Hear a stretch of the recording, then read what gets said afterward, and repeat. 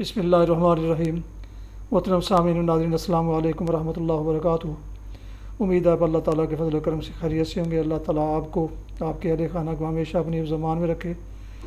راہ ہدایت و نجات کے سلسلے کا ولاگ القرآن و حدیث پیش کرنے جا رہا ہوں۔ اعوذ باللہ من الشیطان الرجیم، بسم اللہ الرحمن الرحیم۔ قال اللہ انی منزلها علیکم فمن یکفر بعد منکم فإنی أعذبه عذاب لا أعذبه أحدا من العالمین۔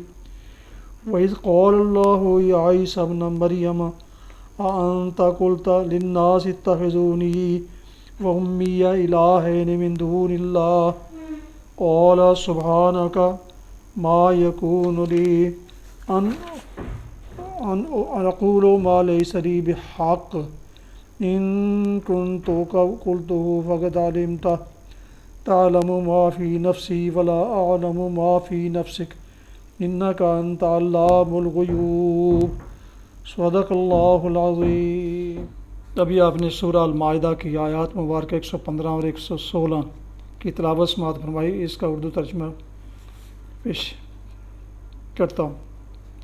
قال اللہ انی منزلها علیکم، اللہ نے جواب دیا میں اس کو تم پر نازل کرنے والا ہوں، مگر اس کے بعد جو تم میں سے کفر کرے گا اسے میں ایسی سزا دوں گا جو دنیا میں کسی کو نہ دی ہوگی۔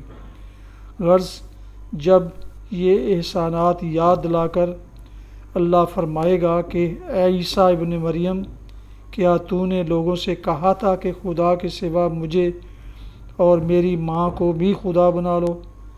تو وہ جواب میں عرض کرے گا کہ سبحان اللہ، میرا یہ کام نہ تھا کہ میں وہ بات کہتا جس کے کہنے کا مجھے حق نہ تھا۔ اگر میں نے ایسی بات کہی ہوتی تو آپ کو ضرور علم ہوتا۔ آپ جانتے ہیں جو کچھ میرے دل میں ہے، اور میں نہیں جانتا جو کچھ آپ کے دل میں ہے۔ آپ تو ساری پوشیدہ حقیقتوں کے عالم ہیں۔ تلاوت کی جانے والی آیات مبارکہ کی تفسیر۔ اللہ نے جواب دیا میں اس کو تم پر نازل کرنے والا ہوں۔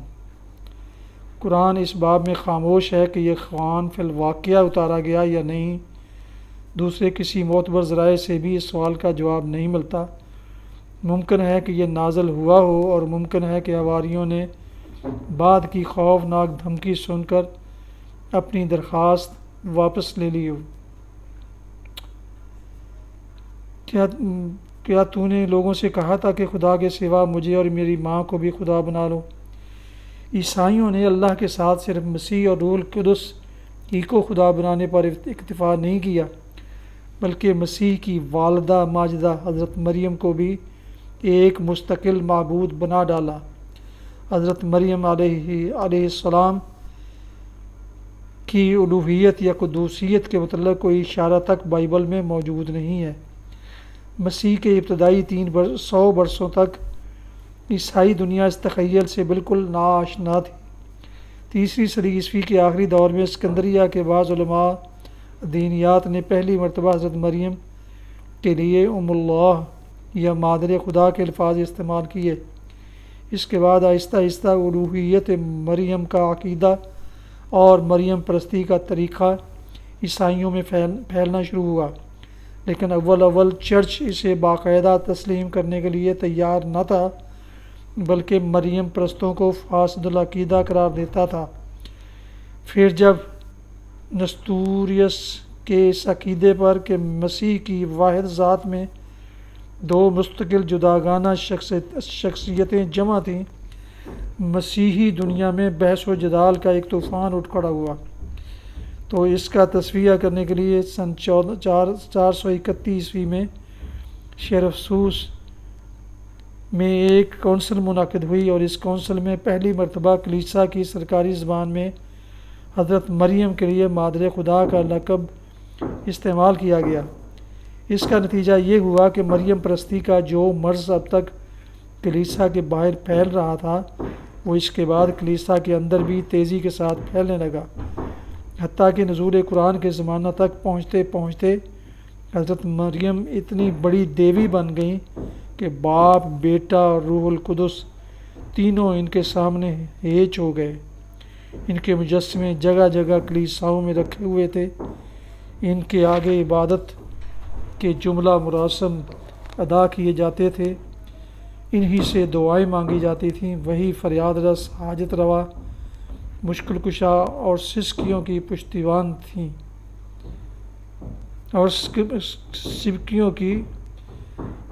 تھیں اور ایک مسیحی بندے کے لیے سب سے بڑا ذریعہ اعتماد اگر کوئی تھا تو وہ یہ تھا کہ مادر خدا کی حمایت و سرپرستی سے حاصل ہو۔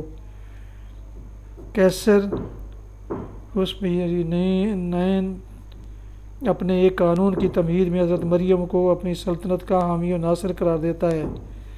اس کا مشہور جنرل نرسیس میدان جنگ میں حضرت مریم سے ہدایت و رہنمائی طلب کرتا ہے۔ نبی صلی اللہ علیہ وسلم کے ہمسر کیسر ہرکل نے اپنے جھنڈے پر مادر خدا کی تصویر بنا رکھی تھی اور اسے یقین تھا کہ اس کی تصویر کی برکت سے یہ جھنڈا سرنگوں نہ ہوگا۔ اگرچہ بعد کی صدیوں میں تحریک اصلاح کے اثر سے پروٹسٹنٹ عیسائیوں نے مریم پرستی کے خلاف شدت سے آواز اٹھائی، لیکن رومن کیتھولک کلیسا آج تک اس مسلک پر قائم ہے۔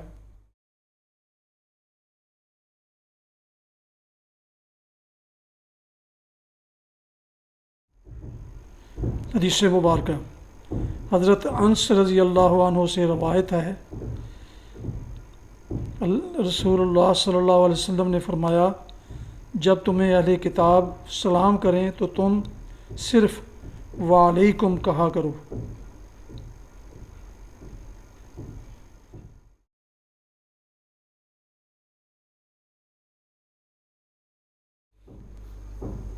ناظرین و سامعین، یہ تھا آج کا راہ ہدایت و نجات کے سلسلے کا ولاگ القرآن و حدیث، جس میں آج آپ نے سورہ المائدہ کی آیات مبارکہ 115 اور 116 کا ترجمہ کی تلاوت، ترجمہ اور تفسیر سماعت فرمائی۔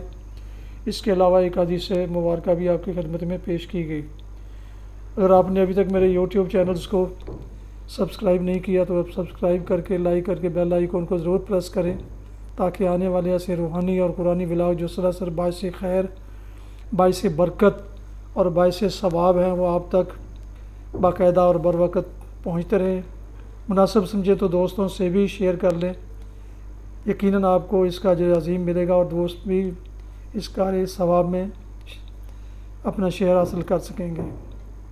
اللہ تعالیٰ آپ کا حامی و ناصر، اللہ تعالیٰ آپ کو، آپ کے اہل خانہ کو ہمیشہ اپنی حفظ و امان میں رکھے، آمین۔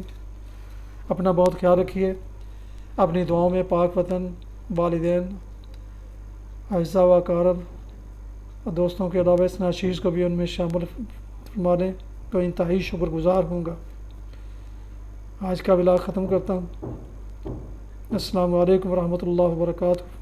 پاکستان زندہ باد۔ خدا حافظ۔